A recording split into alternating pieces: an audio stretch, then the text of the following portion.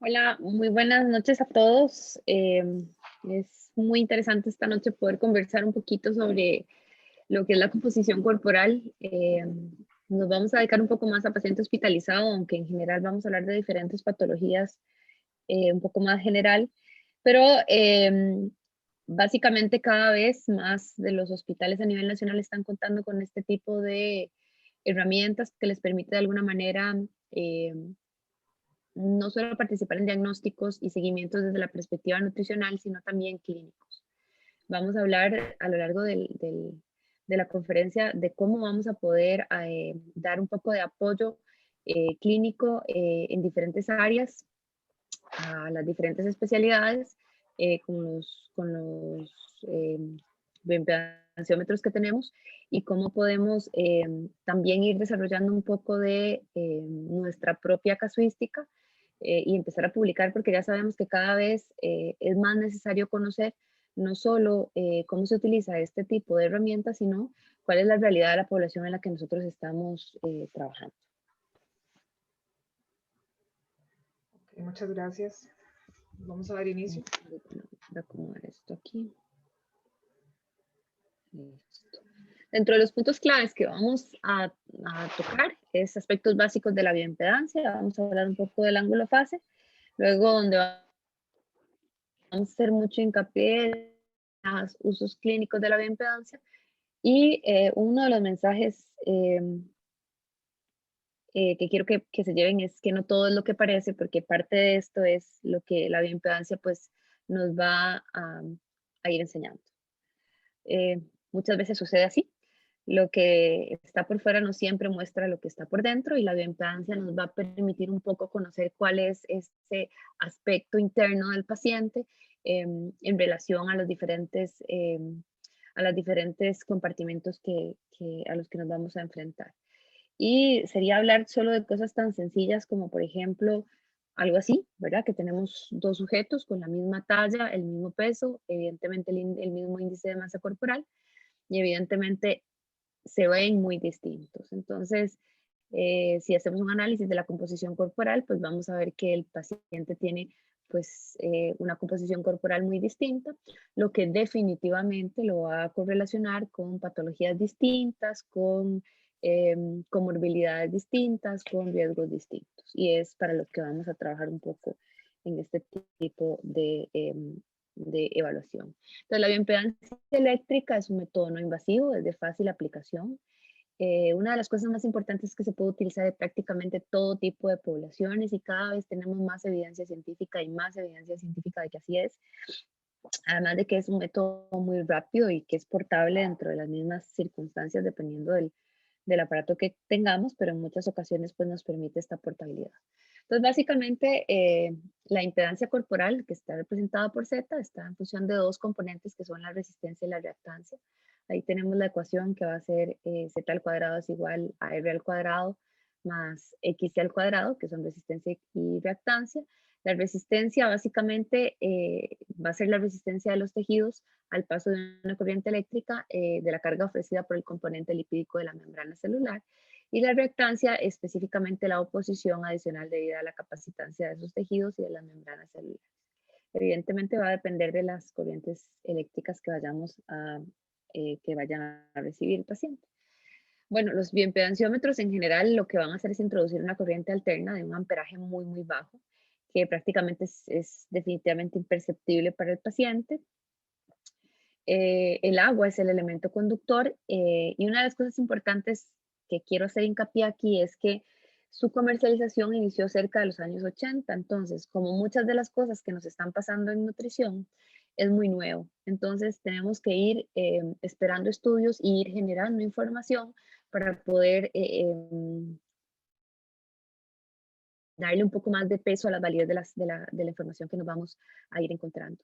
El método de validación específicamente es un método de validación de densidad corporal que nos va a hablar sobre agua corporal total y masa libre de grasa también, que es de los parámetros que más vamos a utilizar. Y fue cerca de 1994 donde ya se empieza como a establecer aspectos de seguridad, de estandarización, de medidas de parámetros bioeléctricos, validez, uso clínico y limitaciones. Por otro lado, es importante recordarles que vamos a encontrar diferentes bioimpedanciómetros, por ejemplo, una frecuencia de 5 Hz o menos, es una corriente que usualmente va a fluir muy bien a través del agua extracelular con una reactancia bastante baja. Sin embargo, con frecuencias por encima de 100 Hz, la corriente va a penetrar en tejidos corporales también a una reactancia mínima. Entonces, para que vean, digamos, la seguridad.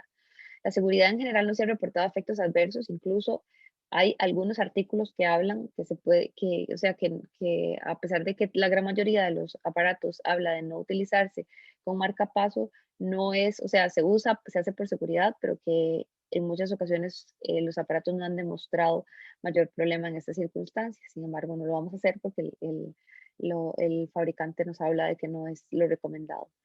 Una de las cosas importantes es que esta estandarización es importantísima para poder entender y poder hacer análisis comparativos específicamente de los valores que vamos a tener y que las propiedades bioeléctricas no se pueden aplicar a poblaciones donde no hayan sido aplicadas previamente porque van a haber variaciones.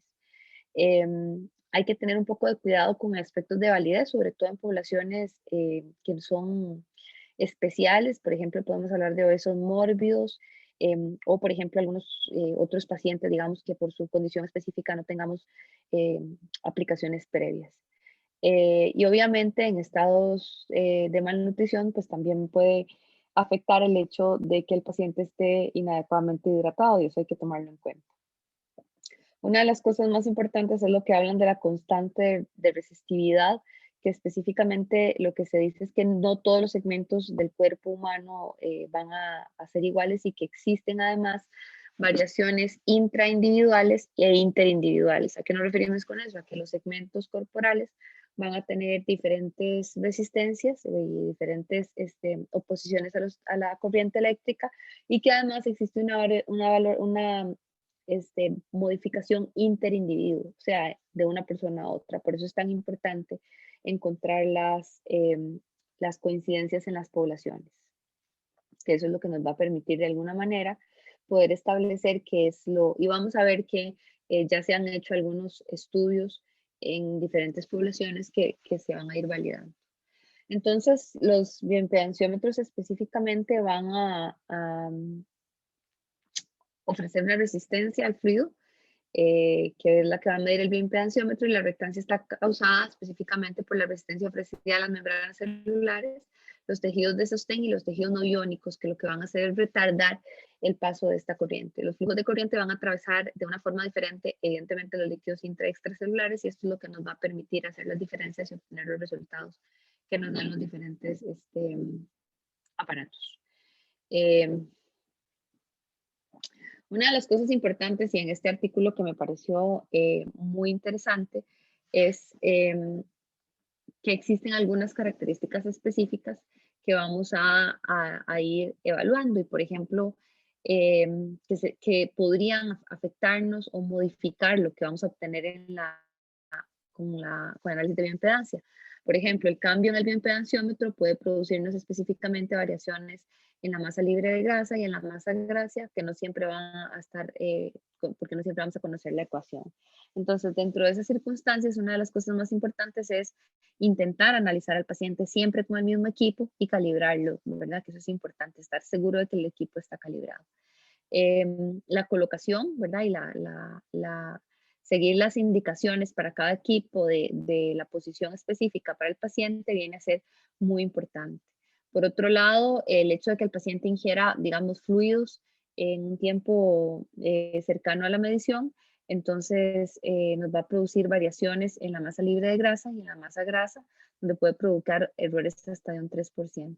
Lo mismo el consumo de sólidos y el consumo de líquidos específicamente durante la primera hora, que va a ser un poco más silente.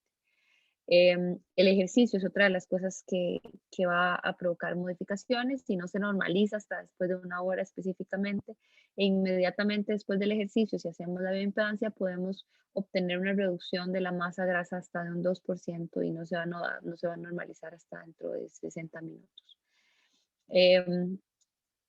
También aspectos relacionados con la hidratación y la deshidratación, ¿verdad? Que nos va a dar modificaciones en la masa libre de grasa y en la masa grasa.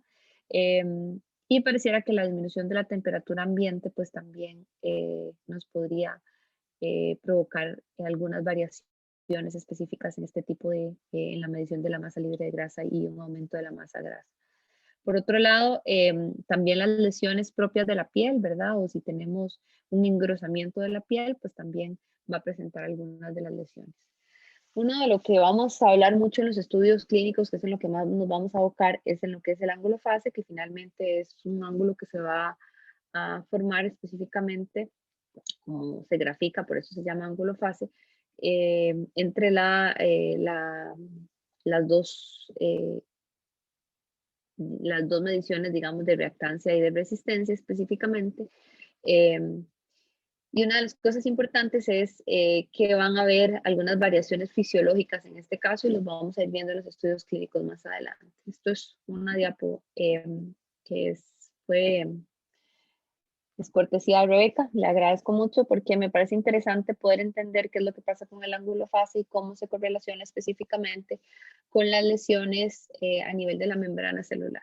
Entonces, como vamos a ver que evidentemente un paciente con una célula sana va a tener un ángulo fase pues aumentado y adecuado, mientras que si el paciente está desnutrido o tiene alguna alteración directa en la membrana específica, pues el ángulo fase va a disminuir y es como se nos va a traducir específicamente em, y vamos a ver, digamos, un valor pronóstico. Una de las cosas más importantes es que la bioimpedancia a través del ángulo fase, de la medición de la masa muscular y demás, nos permite dentro de todo valorar un poco lo que es la desnutrición relacionada a enfermedad y valorarla desde la perspectiva objetiva y clínica, que es una de las cosas más importantes. Entonces, algunos aspectos metodológicos en este sentido es lo que tenemos. Entonces, vamos a ver que algunos bioimpedanciómetros que van a ser unifrecuencia, pues que son los que se utilizan más a nivel, digamos, local, a nivel de la casa, ¿verdad? Los que la gente ahora son muy populares.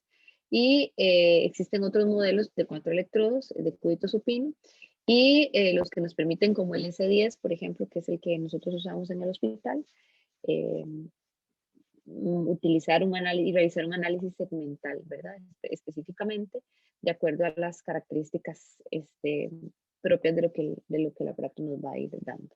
Entonces, en algunas de las diferencias es que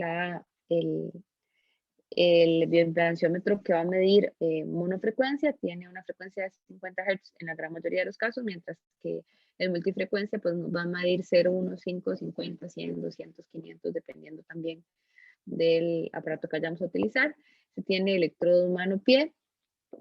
Es muy preciso para agua corporal total básica, pero en los multifrecuencia nos puede medir el agua intra y extracelular. También permite medir la masa libre de grasa en ambos aparatos. Pero en general el monofrecuencia no nos va a diferenciar entre el agua intra y el extracelular, que era lo que les decía. Diferencias, variaciones en los niveles de hidratación, específicamente con el multifrecuencia. Y el monofrecuencia, pues cuando el paciente tiene alteraciones en la hidratación, pues en general lo ideal es que no se vaya a utilizar, mientras que el multifrecuencia tiene mucha mejor precisión y es mucho más seguro porque tiene menos sesgos. Otra cosa positiva es que nos permite también hacer un análisis segmental, que es lo que estábamos hablando. Esta es la hoja, por ejemplo, del Inbody que nosotros tenemos específicamente y que nos va a hablar de aspectos relacionados con el agua corporal y el análisis de la composición en general total, un análisis también de la masa muscular y de la grasa específicamente, un poco más general, y posteriormente pues ya nos va a dar aspectos como el índice de masa corporal, el porcentaje específicamente de grasa corporal, y luego nos va a dar un análisis segmental en brazos derecho e izquierdo, tronco y pierna derecha e izquierda.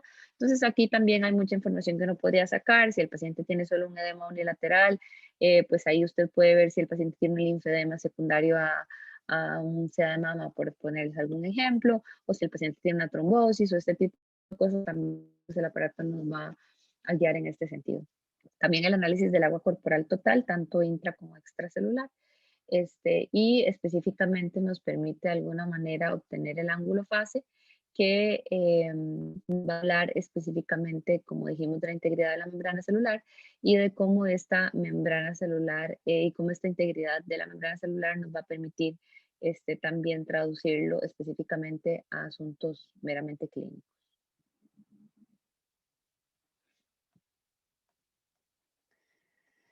Eh, bueno, la bioimpedancia eléctrica segmental requiere de electrodos adicionales en el tobillo, muñeca, sobre la muñeca, el hombro, espina, ilíaca superior y tobillo. Es útil para conocer la distribución de fluidos.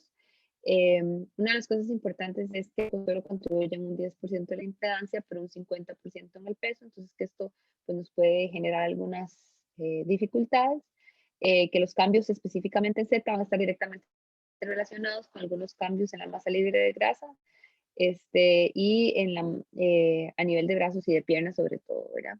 Los cambios en la masa libre de grasa en el tronco no se van a describir tan correctamente como uno esperaría y eso es importante. Y los cambios en los volúmenes de la cavidad abdominal pues usualmente van a tener poca influencia en lo que sería la masa libre de grasa. Ya entrando en materia que es lo que más queremos revisar, que son algunos estudios clínicos y en qué casos podríamos empezar a utilizar la bioimpedancia. Pues básicamente este es un estudio que habla de el valor de la bioimpedancia como pronóstico y cómo es específicamente para el estado nutricional. Entonces, de este artículo, de las cosas más rescatables, tenemos específicamente algunos valores promedio, dependiendo del sexo, por ejemplo, y de algunas características especiales. Entonces, hablan de que para la población estudiada el valor promedio de ángulo fase fue 7 más menos 2 desviaciones estándar, mientras que el valor promedio en mujeres fue 6.3 más menos 2 desviaciones estándar, y que en paciente hospitalizado, vean qué interesante, porque baja en una forma significativa ese ángulo fase a 4.9, en una cantidad no despreciable de pacientes. Estamos hablando de 1035 pacientes. Una de las cosas importantes, y lo vamos a ver también en estudios más adelante, es que existe una correlación negativa entre la edad y una correlación positiva específicamente con el índice de masa corporal. Pero hay una parte muy interesante y es que ya cuando el índice de masa corporal supera 40 kilogramos por metro cuadrado, ya nuevamente hay una correlación negativa. O sea, que en obesos mórbidos este índice de masa corporal tan elevado y pareciera que también produce un efecto negativo sobre los valores de ángulo fase. Esto era otra cosa que les decía, que existen diferencias raciales y vemos como, por ejemplo, el ángulo fase en asiáticos anda de 7.33 más menos 1.13, en blancos de 7 más menos 1.01, en africanos americanos 7.33 más 1.13 y en hispanos 7.45 más menos 0.98. Eso es en general, ¿verdad? Es interesante ver eso porque yo hubiera pensado que los africanos americanos tenían pues un índice, un ángulo fase mayor, pero pareciera que por lo menos en ese estudio que se planteó, que era mayor en los hispanos. La validez de las mediciones en bioimpedancia, pues es importante que para poder considerar que nuestro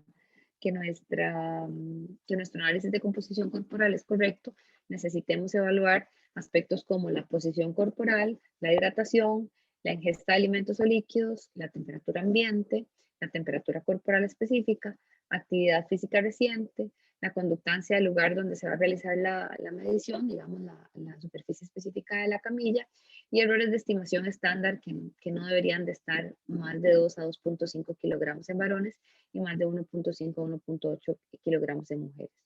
Y la población específicamente de dónde se derivó la ecuación. Una de las cosas importantes es que la actividad física puede aumentar el gasto cardíaco y la perfusión vascular específicamente, y eso va a aumentar el flujo sanguíneo al músculo. Y entonces esto hace que haya una variación en la piel, en la temperatura específica de la piel y en la temperatura muscular, con lo que se va a producir una disminución de la resistencia muscular y una disminución específica de la impedancia corporal. Entonces, la estandarización de los métodos es fundamental para obtener componentes específicos como el agua corporal total, como la masa libre de grasa y como la masa grasa. y que una variación en estos aspectos, pues ya vimos también en diapos anteriores, que nos puede llevar o conducir a un error específicamente en la medición.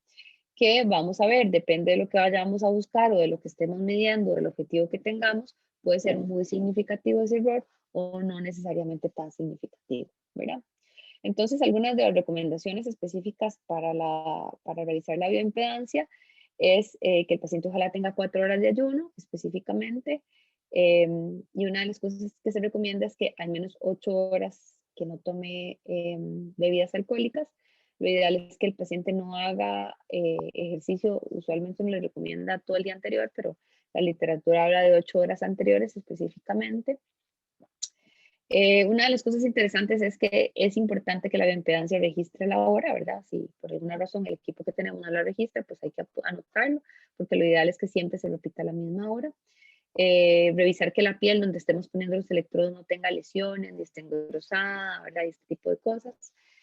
La posición de las extremidades, pues en general va a variar dependiendo del equipo que vayamos a utilizar, ¿verdad? Eso es importante. Esperar que el paciente también esté un ratito en posición ajustada, sobre todo si se va a hacer así. Anotar anormalidades de la forma corporal, que eso es muy importante. Por ejemplo, si el paciente tiene alguna amputación o si el paciente, no sé, tuvo un polio previo, o alguna atrofia, una escoliosis, o alguna distrofia, eso también, o si el paciente es obeso. También es importante anotar el grupo étnico, porque ya vimos que hay variaciones específicas de acuerdo al grupo étnico.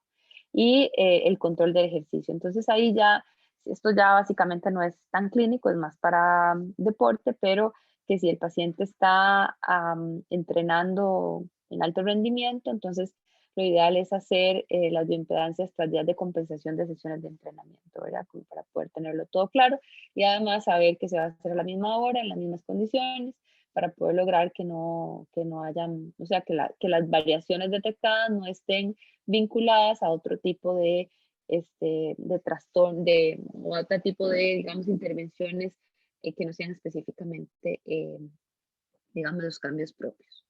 Entonces, este es un estudio interesante hecho en Bogotá, donde empezaron a analizar pacientes hospitalizados con bioimpedancia y se obtuvo que el contenido de la masa musculoesquelética estuvo por debajo de valores de referencia, lo cual se podría correlacionar con desenlaces clínicos no favorables, con un aumento de la estancia hospitalaria y desarrollo de complicaciones que pueden o no ser infecciosas.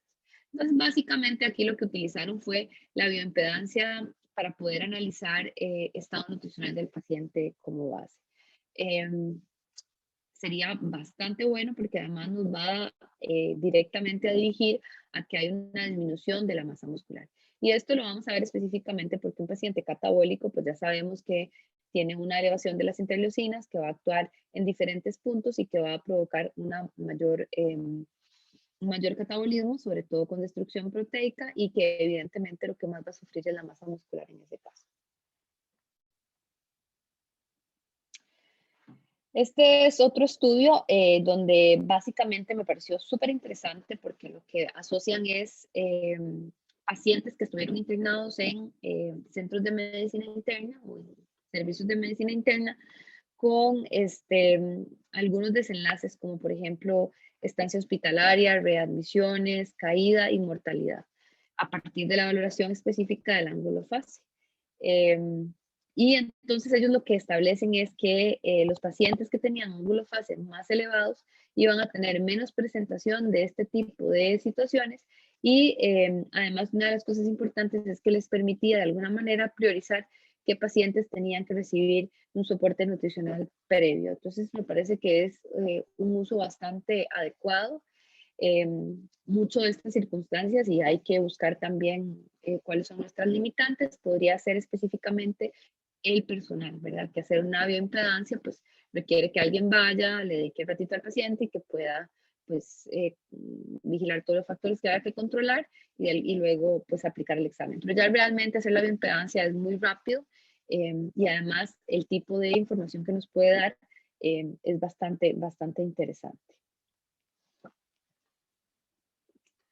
Este es otro estudio que ahora también, antes de comenzar la sesión, les comentaba un poco a Rebeca y a Susana, donde lo que hacen es evaluar la sobrecarga hídrica de pacientes hospitalizados con bioimpedancia.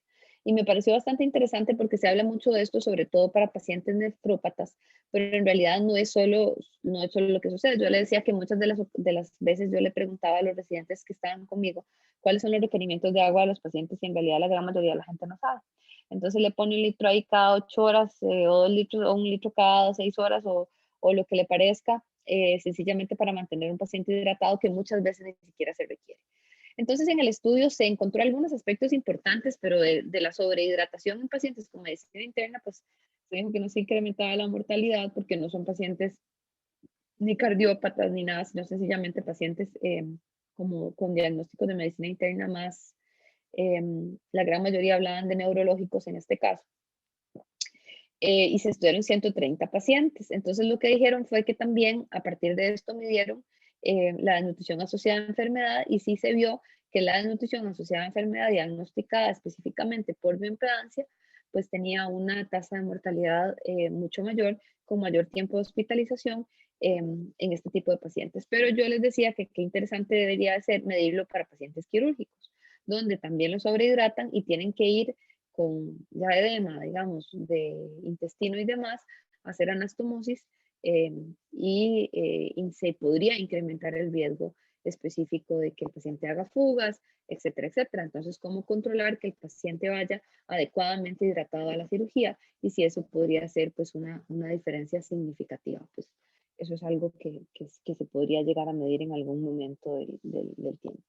Aquí hay otras patologías específicas donde podemos encontrar utilidad, como por ejemplo insuficiencia cardíaca. Ahora más adelante les voy a presentar que incluso desde el servicio de emergencia nos podría utilizar, nos podría servir.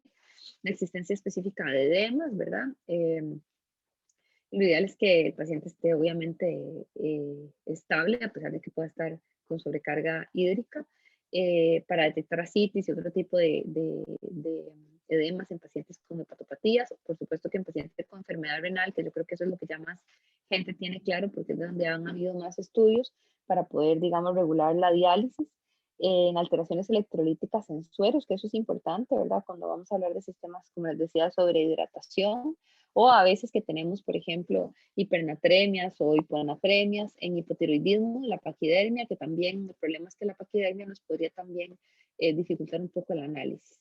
Cuando tenemos fluidos intravenosos con aporte de electrolíticos y algunos fármacos específicos que nos podrían modificar el equilibrio hídrico, no sé, pueden ser diuréticos, esteroides, ¿verdad? Etcétera. Por supuesto que en diálisis, en funciones de ascitis también, en saber cuánto vamos a sacar. Prótesis o implantes, que eso es importante porque habla de que no va a ser afectado específicamente. Eso es lo que les decía a los marcapasos, que en algunas literaturas hablan de que no hay suficiente evidencia bibliográfica para hacer que haya interferencia. Sin embargo, recordarles que los fabricantes dicen que no se debe utilizar en esta población, entonces lo recomendado es no utilizarlo.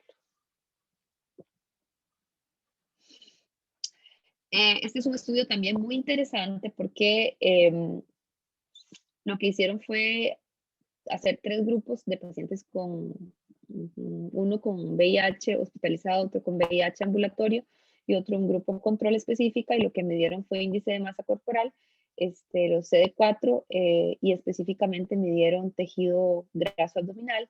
Pero una de las cosas más interesantes es que este estudio ha permitido exponer y reconocer aspectos relacionados con los cambios específicos en la composición este, corporal de los pacientes y de alguna manera permite hacer una correlación entre la cantidad de tejido graso que el paciente tiene y la cantidad de CD4. Entonces, ¿qué es lo que se ha visto? Que pacientes que tienen mucha pérdida de tejido graso específicamente van a tener CD4 más bajos. Y eso pues está directamente relacionado con aspectos meramente catabólicos, ¿verdad? Que eso ya lo tenemos pues como claro. El ángulo fase también va a relacionarse con la edad y ya los diversos estudios nos han demostrado que entre más edad, pues el ángulo fase va a irse disminuyendo de alguna manera, podríamos decirlo, fisiológica. Es inversamente proporcional a la edad, pero una de las cosas importantes es que se puede correlacionar con el Mini Nutritional Assessment y con la fuerza muscular. Y esto es también es un estudio que podríamos regenerar, digamos, en una población como la nuestra. Y una de las cosas interesantes es que el ángulo fase pareciera ser menor en pacientes institucionalizados. Ahí habría que valorar si son pacientes menos activos, si son pacientes más encamados, o sea, una serie de variables que habría que ir revisando.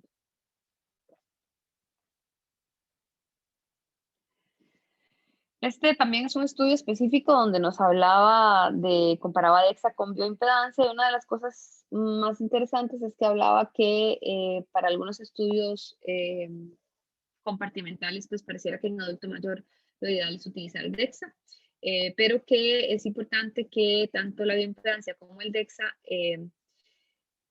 pareciera que son métodos que pueden ser replicables y que nos sirven para evaluar la composición corporal. Este es otro estudio que me pareció supremamente interesante porque básicamente lo que hablan es de cómo podemos correlacionar el ángulo fase con la incapacidad o la pérdida de funcionabilidad de los adultos mayores. Entonces, nuevamente lo que dicen es que a mayor edad, menor ángulo fase, y en el segundo gráfico, en el que está con verde, una de las cosas más interesantes es la línea punteadita que está más abajo, son pacientes que tienen ángulos fases mayores a 4.95, y la línea pues más teñida es la que tienen ángulos fases menores a 4.95 o iguales. En hombres y en mujeres, la línea clarita son ángulos fases mayores a 4.35 y la línea oscura ángulos fases menores o iguales a 4.35. Y entonces, ¿qué fue lo que se encontró en estos pacientes? Se midieron dimensiones de estado físico y mental y se midieron algunas actividades físicas de la vida diaria, como bañarse, como trasladarse, como comer, algunos problemas específicos del comportamiento, lo que podían hacer en rehabilitación y no rehabilitación. Y definitivamente los pacientes con ángulos fases mucho más bajos eran los que tenían mayor probabilidad de sufrir algún problema de discapacidad de una forma más temprana, ¿verdad? Entonces, nos sirve como un valor pronóstico en este tipo de pacientes. ¿Qué pasa con el paciente quirúrgico específicamente? Bueno, hablan de que dan algunos puntos de referencia, por ejemplo, se puede utilizar 6.3 en varones y 5.9 para mujeres. Es importante buscar una referencia de nuestra población específica. Y específicamente aquí nos ponen a cómo poderlo calcular, que sería el ángulo fase observado menos el ángulo fase promedio por edad y sexo, entre la desviación estándar de edad y sexo, para poder, digamos, ajustar ese ángulo fase al ángulo fase real. Y una de las cosas importantes es que los pacientes que tuvieron complicaciones posoperatorias, el 73.8% de los ángulos fases estaban por debajo específicamente del valor, digamos, considerado promedio. Entonces, vean qué interesante poder entender esto y poder saber que si el paciente pues está malnutrido con algunos parámetros tan objetivos como el ángulo fase, pues va a tener peor respuesta. Este artículo también me pareció supremamente interesante. Es un artículo con una cantidad de pacientes nada despreciable, sobre todo por el tipo de procedimiento, que es una pancreatoduodenectomía, que es el procedimiento de Whipple, y utilizan 148 pacientes. Entonces, lo que dicen es que pacientes que tenían más grasa abdominal, pues tenían menos riesgo de hacer fístulas posterior al procedimiento. Entonces, el análisis con bioimpedancia pues permitió demostrar que estos pacientes que habían tenido una pérdida muy significativa de la grasa a nivel abdominal, pues tenían mucho más riesgo de hacer este tipo de fístulas.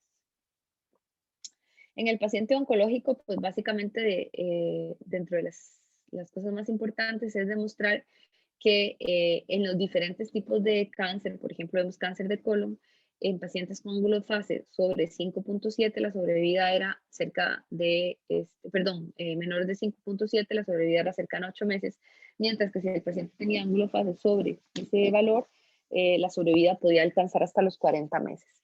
En cáncer de pulmón, cuando el ángulo fase era menor a 5.3, tenía una sobrevida de 7.6, y cuando era mayor, una sobrevida de 12.4 meses. En cáncer de mama, cuando el paciente tenía un ángulo fase de 5.6 o menos, la sobrevida andaba cerca de 23.1 meses, mientras que si el ángulo fase está sobre ese valor, pues puede llegar a vivir hasta casi 50 meses. En CA de páncreas, con ángulos fases mayores a 5, la sobrevida es de 6.3 meses, menores a 5, y si es mayor a 5, entonces la sobrevida es hasta 10.2 meses. Entonces, una de las cosas más importantes es que el ángulo fase viene a ser un indicador muy importante de pronóstico y que podemos pues correlacionarlo con otro tipo de escalas que nos permitan incluso irlo incorporando en diferentes escalas, porque es algo realmente fácil de obtener si tenemos pues un bioimpedanciómetro, que es en realidad para los sistemas es un aparato realmente no tiene un costo exagerado y nos permite pues tener muchísima información. El ángulo fase fue un indicador válido e independiente de sobrevida en pacientes con cáncer que reciben quimioterapia y que están en estadios 3 y 4 de la enfermedad. Una de las cosas más importantes es que puede haber una correlación entre algunos aspectos de desnutrición y de valoración global subjetiva con el ángulo fase. Y también una de las cosas que me pareció interesantes es que, por ejemplo, para CA colorectal, ángulos fases por debajo de 5.9 tienen una alta correlación con el fracaso de quimioterapia. Incluso hablan de una correlación como de un 70%. Entonces, sí es muy significativa y entonces nos permitiría decir, no, previo al inicio de quimioterapia, yo voy a tener que optimizar a mi paciente para poder empezar a darle la quimioterapia y minimizar el riesgo de que mi paciente fracase, que es una de las cosas, digamos, que me parece más rescatable de esto. En pacientes con cáncer de cabeza y cuello, que ya todos los que manejamos soporte nutricional de anillos, sabemos que son pacientes que nos causan en realidad bastantes problemas porque pierden mucho peso. Se ha demostrado que el análisis puede ser muy sencillo porque es fácil de usar, es tiempo y costo eficiente, nos va a dar datos que se obtienen fáciles, es portable, se puede aplicar en varios escenarios, también en pacientes de diferentes edades y de diferentes estados, tanto físicos como mentales, no necesitamos tanta circunstancia. Y aquí hay una serie de estudios que han demostrado que el ángulo fase puede correlacionarse con estancia hospitalaria en pacientes con cáncer de cabeza y cuello, que también puede correlacionarse con sobrevida, que puede correlacionarse específicamente con complicaciones postquirúrgicas específicamente y utilizarse como algún factor pronóstico, dependiendo de lo que queramos utilizar. Por otro lado, también estos otros estudios nos hablan de cómo hay modificaciones en el paciente mejor nutrido en el ángulo fase con cáncer de cabeza y cuello y cómo esto puede traducirse a una mejor respuesta al tratamiento específicamente que vamos a obtener y cómo también el ángulo fase va directamente relacionado a esa pérdida de masa muscular, que es lo que quisiéramos evitar en estos pacientes y cómo puede ser también finalmente esa masa libre de grasa un factor de alguna manera pronóstico para estos pacientes. Los pacientes hepatópatas también se pueden valorar y van a tener algunas características especiales. Entonces se habla en este estudio donde teníamos 305 pacientes con cirrosis hepática con ángulo fase media de 5.4. Una de las cosas interesantes es que no habían variaciones entre clasificaciones de Child-Pugh, que eso me pareció pues bastante interesante, pero sí una importante correlación entre la masa muscular y la fuerza muscular y el ángulo fase. Y sí se demostró que los pacientes que tenían ángulo fase por debajo de 5.4 iban a tener una menor supervivencia y si ese ángulo fase baja a un 4.4 pues tenía todavía menos tiempo de sobrevida en estos pacientes. En mujeres con pesos bajos extremos, por ejemplo en anorexia nerviosa, una de las cosas es que hay que tener cuidado porque no hay ecuaciones para índices de masa corporal extremos, así como les decía que en obesidad mórbida, pues los valores no van a ser como tan confiables en pacientes con índices de masa corporal extremadamente bajos tampoco van a ser tan confiables, pero es interesante porque sí hablaban de que a menor ángulo fase pues había una modificación en la que podía ser un buen predictor de gasto energético y básicamente a lo que se refieren es que va a haber una disminución en la masa muscular y entonces evidentemente el gasto energético podría considerarse que va bajando. Y hay que tener un poco de cuidado porque hay alteraciones en el agua extracelular en este tipo de poblaciones. Como les decía, yo sé que la gran mayoría de lo que más ha leído es del uso de la bioimpedancia para pacientes en hemodiálisis. Específicamente nos va a ayudar a control de de hidratación. En muchas ocasiones, pacientes persistentemente hiperhidratados van a tener dificultad para la presión arterial y inadecuado control en anemia. Y por otro lado, específicamente algunos cambios en la composición, pues para calcular mejor el peso seco y el ajuste específico del tratamiento, que son cosas pues realmente importantes para estos pacientes. Incluso a nosotros nos ha pasado en UCI que a veces es un paciente que se está dializando y que ya nos llaman para pegarle un ratito a la impedancia y ver si hay alguna situación, o a veces hay un paciente que es muy grande y anterior a que se contara con bioimpedancia en pacientes en hemodiálisis, pues hacía el cálculo para sacar y el paciente pues más bien estaba deshidratado y requería pues que hubiera menos, o viceversa, un paciente muy pequeño y se le sacaba muy poco y estaba hiperhidratado. Para cardiópatas, el ángulo fase es inversamente proporcional a la capacidad funcional y esto pues, nos sirve como para hacer una valoración, pero esto me pareció muy interesante como, por ejemplo, en pacientes con cardiopatías descompensadas específicamente, nos permite de alguna manera evaluar a los pacientes desde que llegan a la sala de emergencias para poder tener una idea de cómo está su, su estado de hidratación. Entonces, que se está utilizando en algunas salas de urgencias, en algunos lugares diferentes para poder tener esta idea y hacer un manejo pues mucho más óptimo desde momentos tempranos. Entonces, en pacientes Pacientes específicamente con insuficiencia cardíaca congestiva, es útil esta medición porque es muy rápida y muy exacta sobre sobrecarga hídrica específicamente, que nos podría incrementar el estancia hospitalaria. Entonces, de alguna manera uno podría, digamos, tempranamente captar a estos pacientes. También es una herramienta válida en la valoración del síndrome cardiorrenal, permite la estratificación y específicamente el tratamiento del paciente.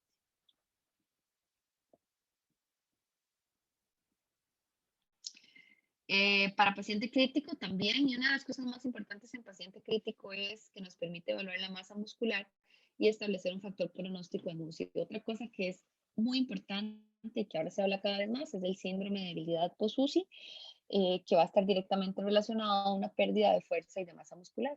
Entonces, específicamente en este tipo de pacientes tenemos que tener claro la utilidad de esta herramienta tan valiosa para este tipo de pacientes. Entonces, aquí básicamente lo que les decía, este es un estudio también que plantea el ángulo fase como un indicador de estado nutricional y pronóstico en pacientes críticos. El ángulo fase presentó asociación con indicadores importantes del estado nutricional, variables con valor pronóstico y tiempo de internamiento. Pese que el ángulo fase puede ser considerado como predictor de sobrevida de varias situaciones clínicas, no se encontró igual en pacientes críticos, que eso es una de las cosas importantes, y se utiliza específicamente para algunos pacientes desnutridos en forma precoz. Y de esta manera, pues, siendo un factor pronóstico, pues nos podría específicamente hablar de la importancia de cómo el paciente puede ser valorado y establecer que a menor valor pronóstico no solo el paciente va a tener menos probabilidades de salir de UCI, sino específicamente menos probabilidades de salir recuperado, específicamente en este caso. Y esto era lo que les decía de la debilidad post-UCI, ¿verdad? Que eso es una de las cosas que se está trabajando, porque cada vez la idea no es pues sacar un paciente vivo de la UCI, sino sacar un paciente funcional de la UCI, que es una de las cosas más importantes. Y evidentemente este análisis de masa muscular y de ángulo fase, pues es lo que nos permitiría de alguna manera hacerlo en forma correcta y hacer ¿cómo podemos decirlo? Como una predicción específica y empezar a involucrar pues, los equipos multidisciplinarios para mejorar estos aspectos previo a que el paciente pueda salir. Este estudio me pareció interesante porque uno a veces duda un poco de cuando tiene bioimpedancias unifrecuencia que le dan valores específicos de gasto energético. Y en este estudio publicado, incluso es un estudio viejito, 2013 en JPN, nos habla de que está muy, muy relacionado con Harris y Benedict y que incluso pareciera que es más eficiente, dado que mide la masa muscular y la masa grasa y nos permite establecer una relación específica de requerimientos a partir de estas situaciones específicas. Y ya propiamente para pacientes con nutrición parenteral o con algún tipo de soporte nutricional, pues también nos va a permitir no solo evaluar la hidratación, sino cómo esos pacientes que reciben nutrición parenteral, pues evidentemente que van a estar con problemas de malnutrición, pues podemos evaluar el ángulo fase y pareciera que también pacientes con nutrición parental con ángulo fase muy bajos, pues van a tener mayor estancia hospitalaria y muchos mayores costos que otros pacientes. Entonces, el monitoreo de ese estado nutricional a partir de la bioimpedancia en este tipo de pacientes, pues nos va a dar un poco más de certeza y de seguridad hacia dónde vamos y qué es lo que el paciente puede llegar a tolerar y qué no. Básicamente la bioimpedancia nos ayuda a hacer que como daba chance, ver lo que los demás no ven, deciden no ver, porque la idea es ver el mundo de una forma diferente. Cada día la nutrición, eh, para bien o para mal de los que nos dedicamos específicamente a esto, va abarcando más campos y nos exige más y cada una de las especialidades médicas necesita intervenciones nutricionales para sus pacientes desde diferentes circunstancias y eso nos está abriendo un abanico de posibilidades y de pacientes bastante interesante y cada vez también mucha más aparatología que nos permite también ser mucho más objetivos y mucho más certeros en lo que vayamos a plantear. Entonces, el hecho de poder contar con este tipo de situaciones y de opciones y ya a nivel de hospitales de la caja, que felicidades a Limón, que ahí escuché también que ya tienen un S10, pues usémoslo, saquémosle el provecho que merece y además se va a convertir en un buen amigo que nos va a traducir pues información bastante interesante para nosotros. Entonces, antes eran mensajes para llevar a casa, pero ahora son para dejarse en casa.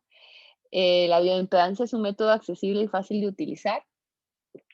Específicamente el valor del ángulo fase en muchas ocasiones va a ser pronóstico en muchas condiciones clínicas, entonces pues medirlo es importante. Siempre vamos a hablar de que falta investigación y ojalá sea nuestra investigación, ¿verdad? De la población en la que nosotros nos movemos y volverles a decir que no todo es lo que parece y que la bioimpedancia de alguna manera nos permite ver un poco más allá de lo que está pasando en el paciente con un valor clínico como vieron bastante adecuado. No sé si tienen alguna duda o pregunta, aparte de las preguntas que puedan hacer aquí queda mi correo por si alguno tiene interés en algún artículo específico que compartí o demás. Pues obviamente yo los tengo todos, entonces cualquier cosa, pues con mucho gusto lo comparto o alguna duda Sí, hay que, dos preguntas, que no se doctora. pueda aclarar aquí o porque les...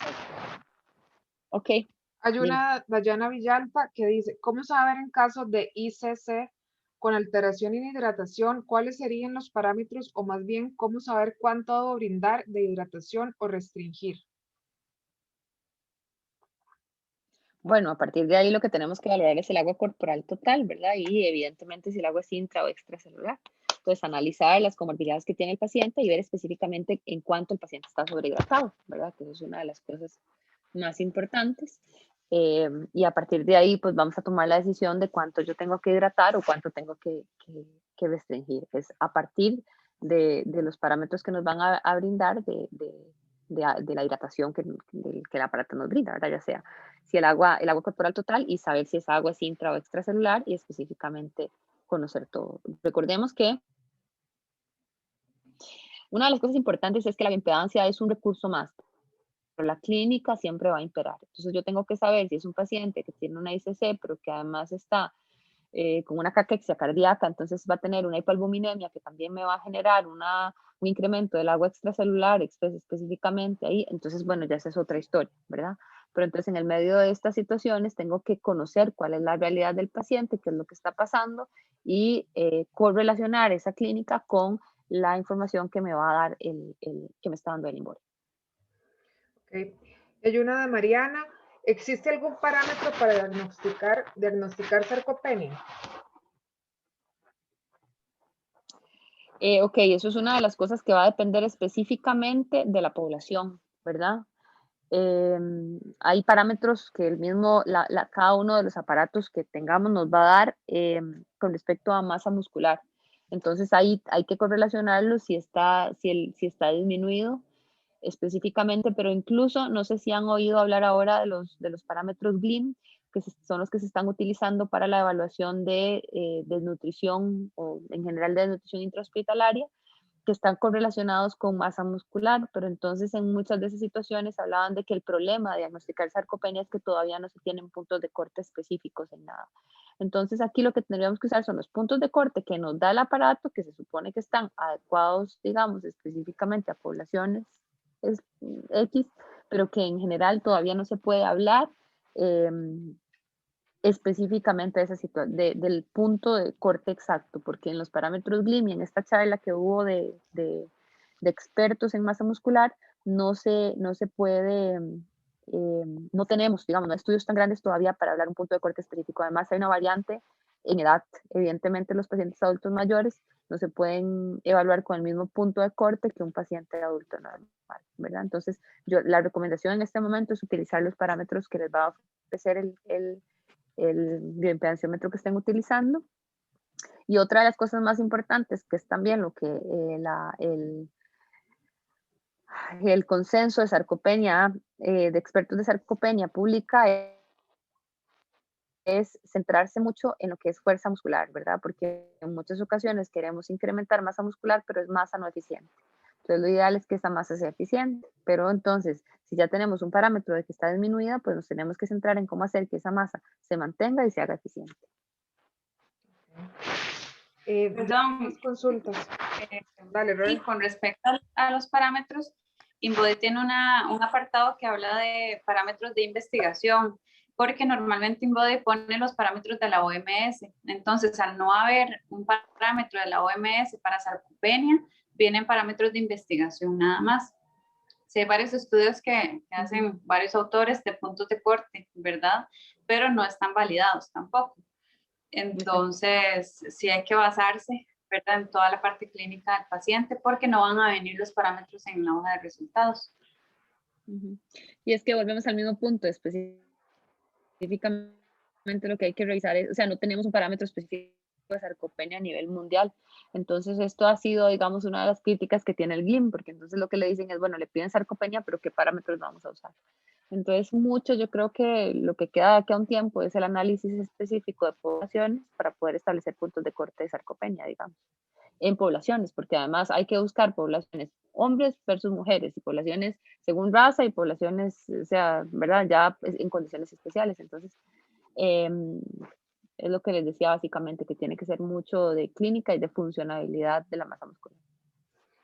Sí. Aquí hay un comentario de Isela que dice, urge incorporar a terapia física las UCIs y demás, en las UCIs y demás.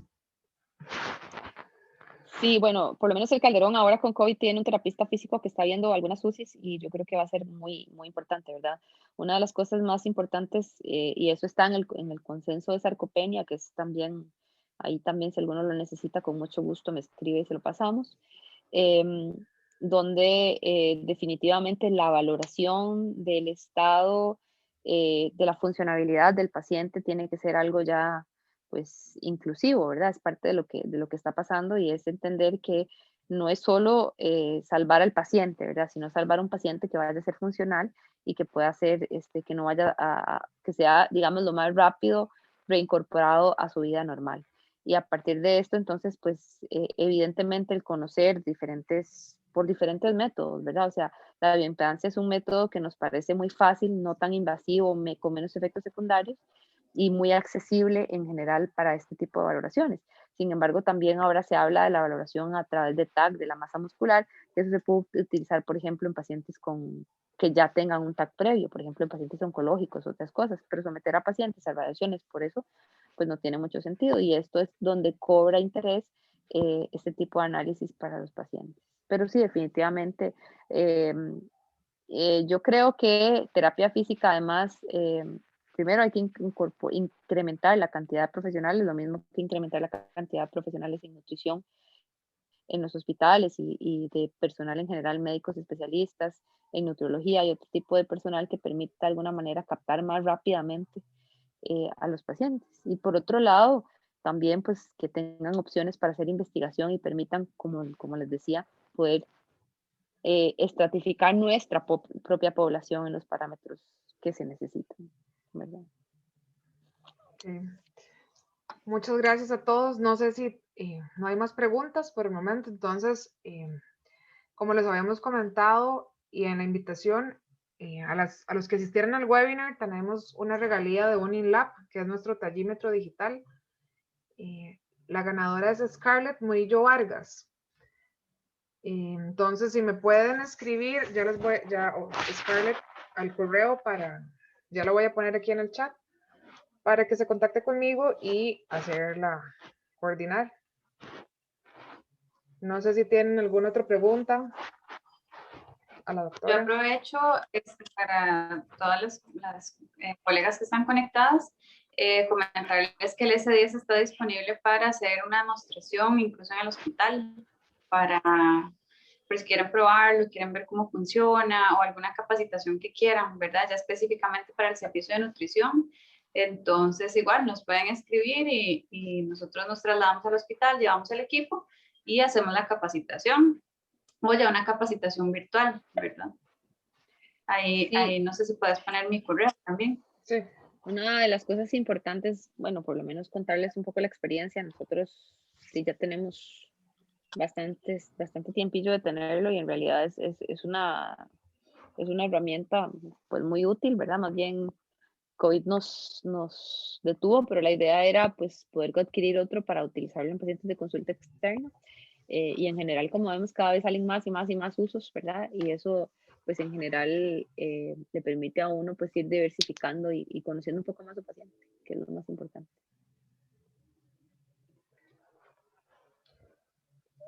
Ok, ahí les puse el correo de Rebeca, que es rmora@insumedcr.com, para coordinar con ella cualquier demo o cotización o información en general, ya sea del S10 o de cualquiera de nuestros equipos InBody. Yo creo que no hay más consultas. Bueno, ahí les Rebe, queda también mi correo por cualquier cosa. ¿cuál es su correo, doctora? Yo se los puse en la presentación, pero se los voy a escribir aquí. De una Ok. vez. E igual, Rebe, no sé si quieres poner tu teléfono. ¿O te lo pongo? Sí, ahí podemos poner mi teléfono. Ya te lo pongo. Sí, ahí, por favor. Igualmente, cualquier consulta que tengan o algún estudio clínico que quieran ver específicamente, ¿verdad? Por la población del hospital, nos hacen llegar un mensaje de texto, un correo electrónico y nosotros se lo enviamos también. ¿Cuál es tu correo? Tu teléfono, Rebe. 8871-4774. 8871-4744. Ok. Doctora, muchas gracias por el webinar, por esta presentación muy interesante. Yo creo que no hay más consultas, entonces damos por terminado este webinar. Muchas gracias a todos los que nos acompañaron. De parte de InBody, muy agradecidos por la asistencia. Y ahí están los datos para cualquier consulta.